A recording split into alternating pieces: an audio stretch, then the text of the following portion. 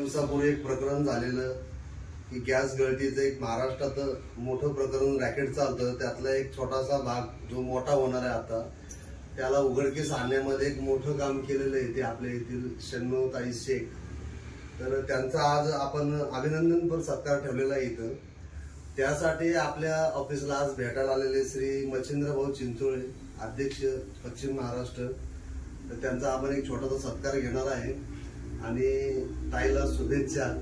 त्यांनी असंच काम करावं आणि भाऊंनी त्यांना भरपूर असा सपोर्ट करावा आणि दोघंही पुढे चालून छावा संघटनेत मोठं नाव करावं आणि त्यांच्या कार्याने छावा संघटनेचंही नाव मोठं व्हावं एवढी सदिच्छा आणि शुभेच्छा देतो.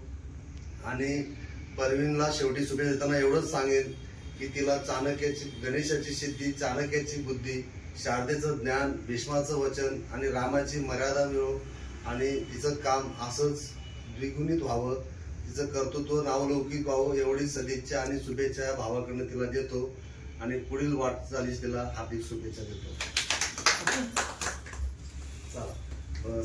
शिवे सर्वार्थ साधिके शरण्ये त्र्यंबके गौरी नारायण नमस्तुते.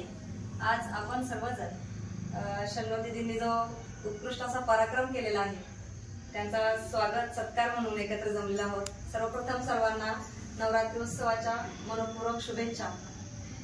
प्रत्येक महिलेमध्ये नवदुर्गेचं प्रतीक असतं आणि महिला नवदुर्गा ज्याप्रमाणे तिच्या अष्टभुजा हातांनी जी कामं करत असते त्याचप्रमाणे प्रत्येक महिला देखील तशाच पद्धतीनं आपल्या जीवनामध्ये काम करत असते.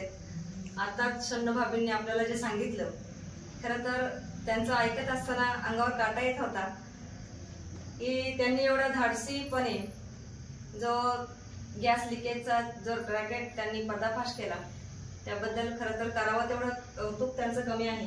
कारण मागच्या मला वाटतं 6 महिन्यापूर्वी आपल्या शेलपिंपळ गावाजवळ जी मोठी दुर्घटना घडली त्यामध्ये खूप मोठी जीवितहानी झाली असती, परंतु ती वाचली आणि त्याचाच एक भाग तुम्ही जे रॅकेट उद्ध्वस्त केलं त्याबद्दल तुमचं आमच्या वाकी बुद्रुक ग्रामस्थांतर्फे उपस्थित सर्वांतर्फे आणि क्षेत्र बाजार समिती संचालक उपदा टोपे यांच्याही वतीनं खूप खूप आभार.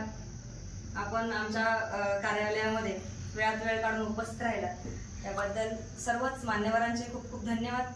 आणि यानंतर मी आपल्या सर्वांना शन्नूताईंना विनंती करते की त्यांनी आपल्या सर्वांना थोडंसं मार्गदर्शन करावं. अनुभव सांगा. इतकं छान शन्नू भाभीला कधी बोलायला कसं काय बघा